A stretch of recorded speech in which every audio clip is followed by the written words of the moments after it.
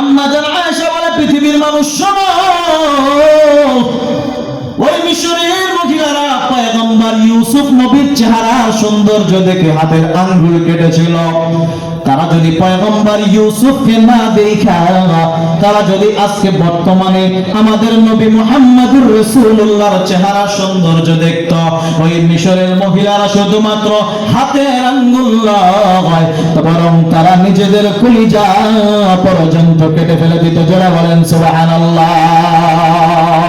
জামালে হুসনে ইউসুফ पर फकत आशिक जुलैखा थी, तुम्हारे रोए रोशन पर फिदा सारे जहानी है।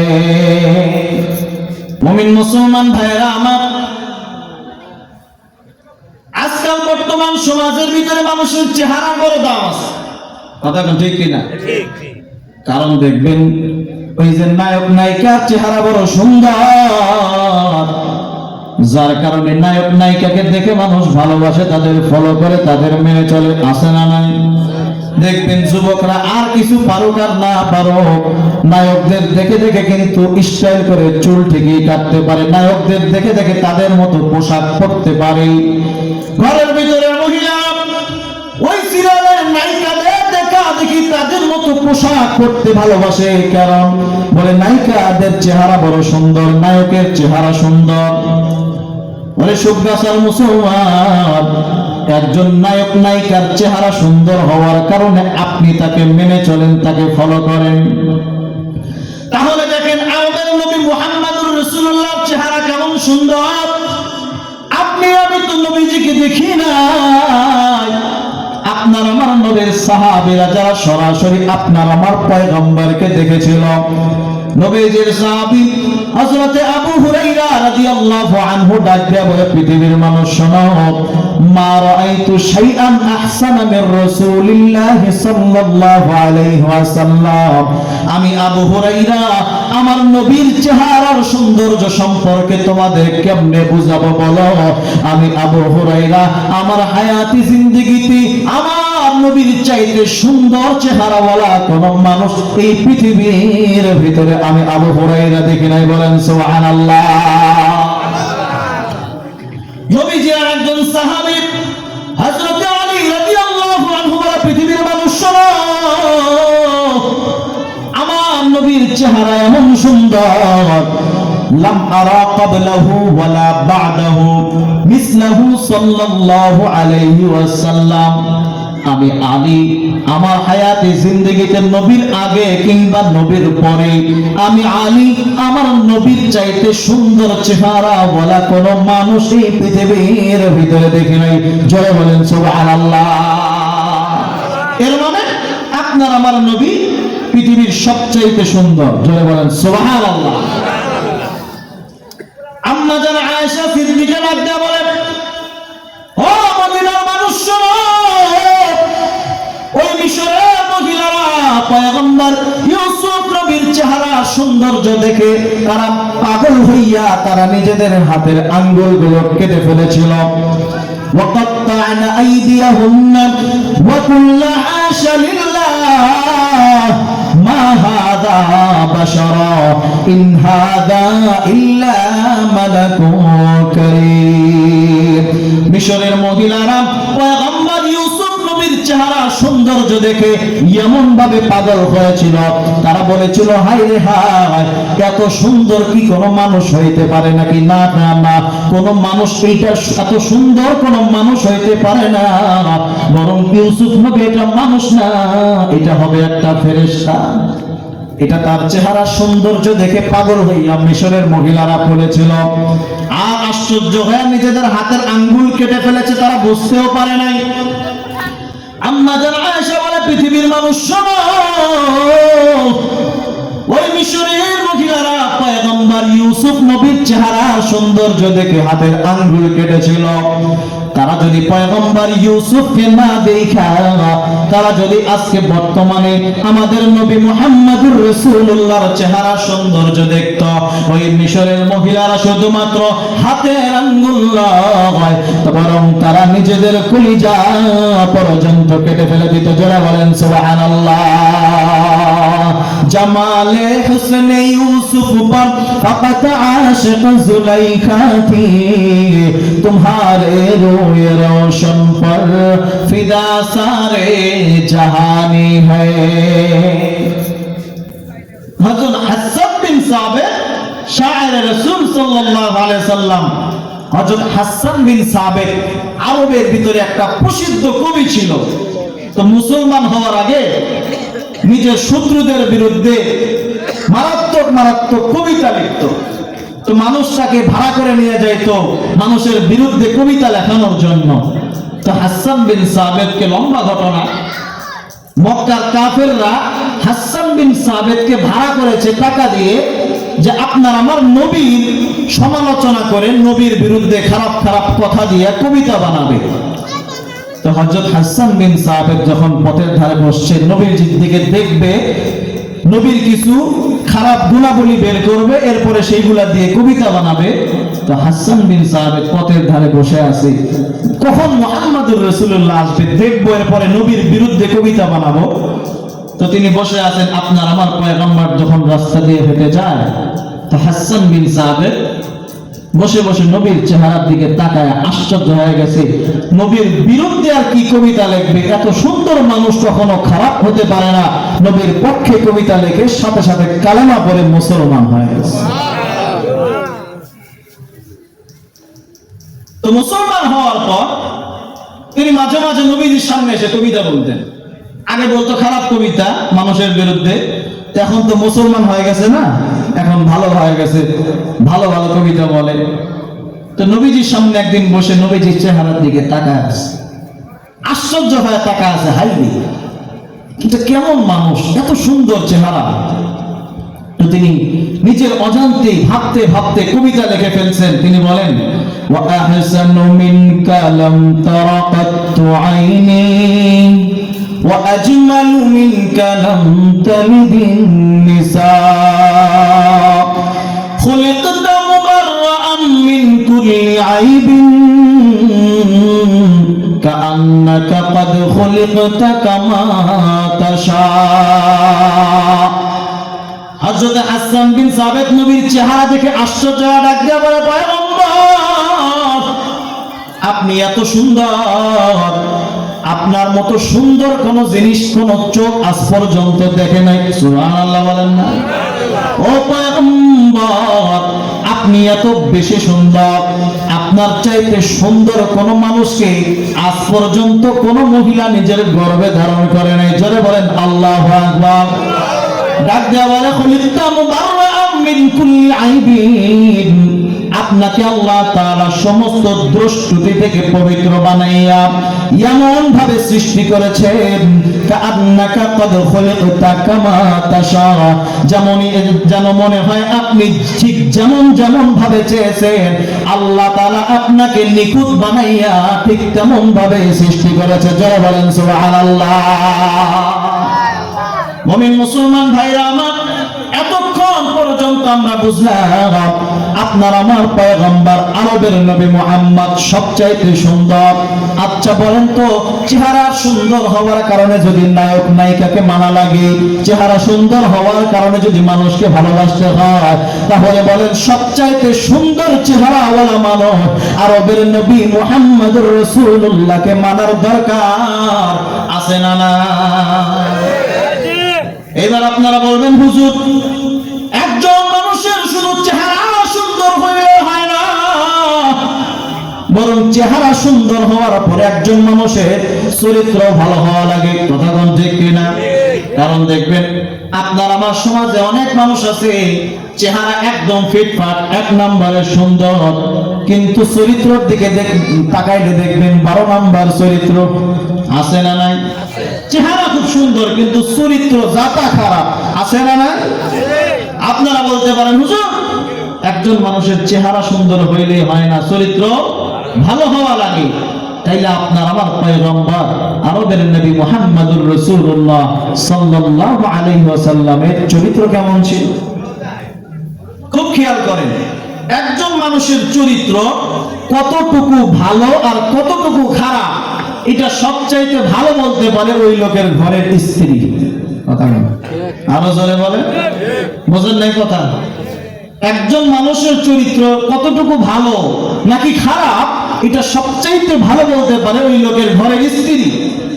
তো বিশ্ব নবী ইন্তেকালের পর একদল সাহাবী গিয়ে হযরতে আম্মা জান আয়েশা সিদ্দিকার কাছে গিয়ে বলেন, আম্মা জান, আমরা তো নবীজিকে দেখেছি, নবীর চেহারা বড় সুন্দর ছিল, তো নবীজির উসওয়ায়ে হাসানা সুন্দর চরিত্র কেমন ছিল, নবীজির চরিত্র সম্পর্কে আমাদেরকে একটু বলেন না।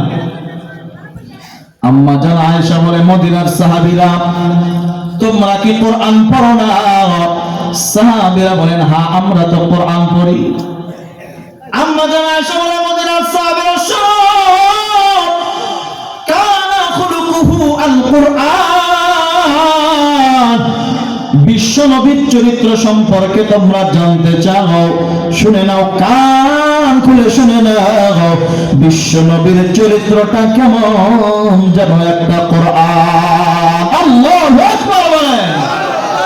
এর মানে কোরআনুল কারীমের ভিতরে যেমন কোনো ভেজাল নাই, কোরআনুল কারীমের ভিতরে যেমন কোনো সন্দেহ নাই, আপনার আমার পয়গম্বরের চরিত্র এত সুন্দর, আপনার আমার নবীর চরিত্রের ভিতরে কোনো ভেজাল নেই। যারা বলেন সুবহানাল্লাহ। আপনার আমার নবীর চরিত্র সম্পর্কে পৃথিবীর কোন মানুষের সার্টিফিকেট দেওয়া লাগবে না। আপনার আমার নবীর চরিত্র সম্পর্কে স্বয়ং আল্লাহ নিজে কোরআনে সার্টিফিকেট দিয়ে দিয়েছে। আল্লাহ তাআলা বলেন, ওয়া ইন্নাকা লাআলা খুলুকিন আযীম।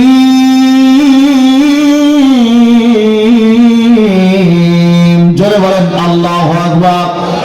আল্লাহ তাআলা বলেন, পয়গম্বর, পৃথিবীর ভিতরে আমি আল্লাহ যত মানুষ সৃষ্টি করেছি, সমস্ত মানুষের চরিত্র ভিন্ন ভিন্ন ধরন আছে, মানুষের আখলাক গুলো বিভিন্ন ভাগে বিভক্ত। তবে আপনার আমার পয়গম্বরকে আল্লাহ তাআলা ডাক দিয়ে বলেন, নবী আমার, পৃথিবীর ভিতরে সর্বশ্রেষ্ঠ একটা চরিত্র আছে যার নাম হলো খুলুকে আযীম। আপনার আমার নবীকে আল্লাহ সুসংবাদ শোনা দেয়, পয়গম্বর, আমি আল্লাহ বিভিন্ন ক্যাটাগরির আখলাক চরিত্রওয়ালা মানুষ বানাইছি, কিন্তু খুলুকে আযীম ওয়ালা আখলাক ওয়ালা মানুষ আমি আল্লাহ পৃথিবীর শুরু থেকে নিয়ে কিয়ামত পর্যন্ত মাত্র একজন বানাইছি।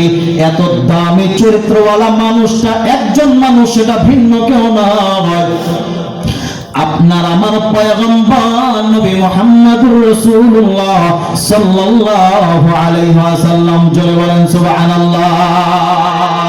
যাহার আগমনে ধন্য, যাহার আগমনে ধন্য, হলো তালাম করি সকল নবীর সেরা নবী মুহাম্মদ রাসূল।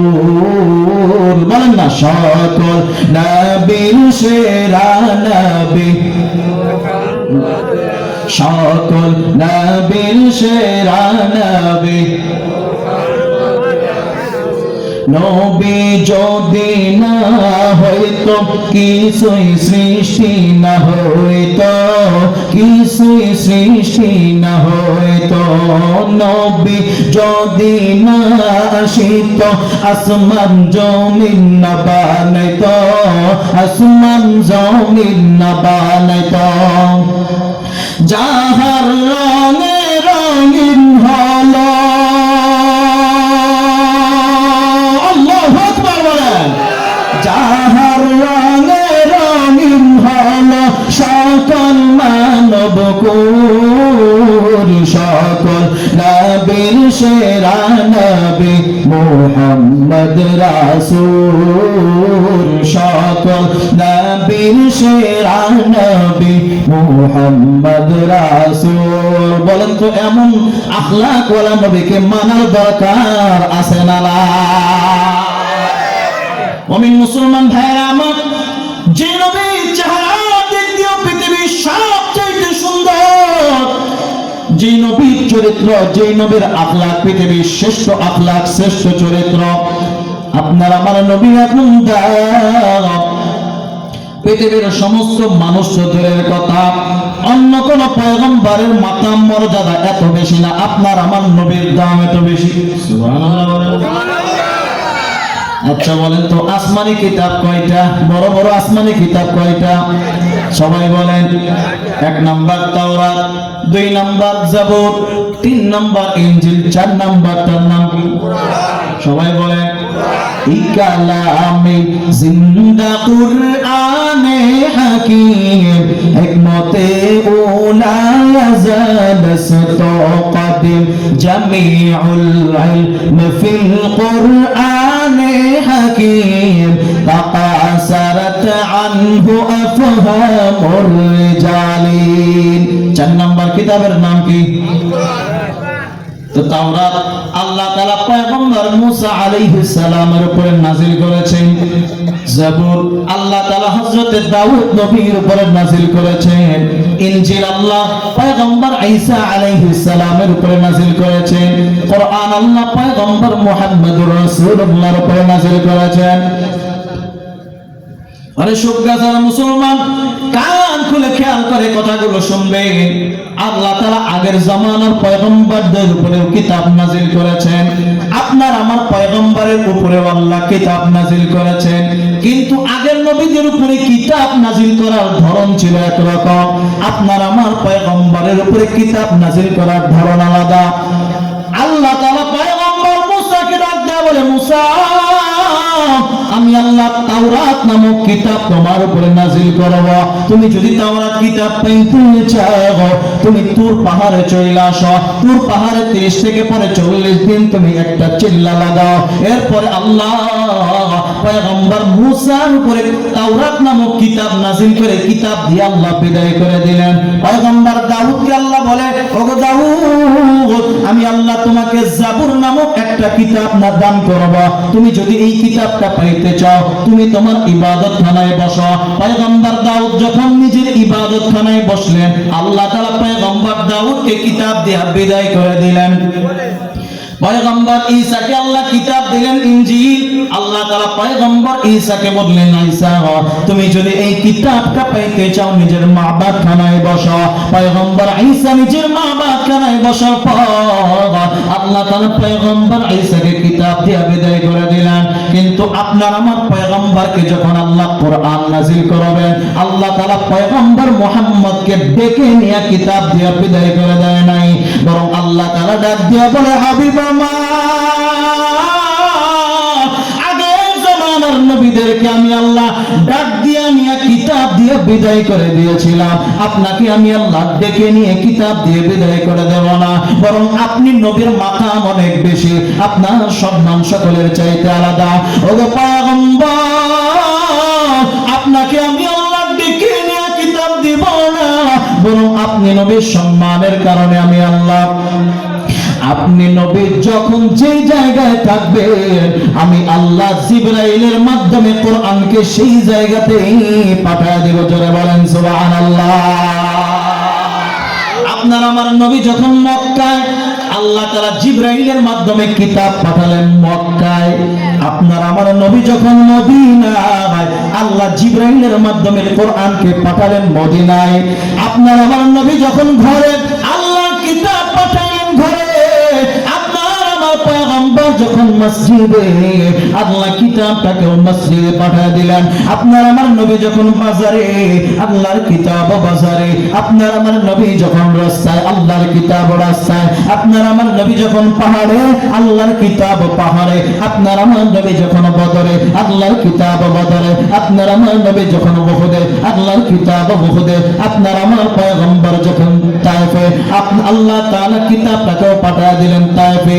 মোট কথা আল্লাহ তাআলা বুঝাইতে চান, হাবিব আমার, আপনাকে আমি আল্লাহ বারবার ডেকে নিয়ে কিতাব দিয়ে আপনাকে আমি কষ্ট দিতে চাই না, আপনাকে ডেকে ডেকে আমি আল্লাহ কষ্ট দেব না, বরং আপনি যখন যেই জায়গায় থাকবেন, আমি আল্লাহ জিবরাইলের মাধ্যমে কোরআন নামক কিতাবটাকে আপনি নবীর কাছে পাঠিয়ে দেব। বলেন সুবহানাল্লাহ।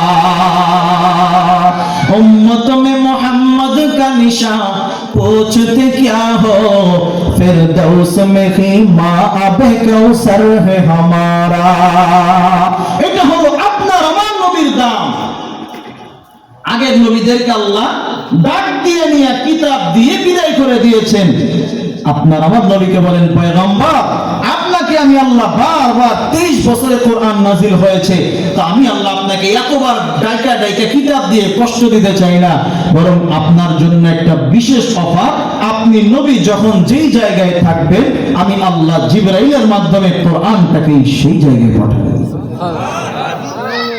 আচ্ছা বলেন, যে নবীর চেহারা সবচেয়ে সুন্দর, যে নবীর চরিত্র সবচেয়ে সুন্দর, যে নবীর দাম সবচেয়ে বেশি, এখন বলেন তো এমন একজন নবীকে মানার দরকার আছে না নাই? আরো জোরে বলেন।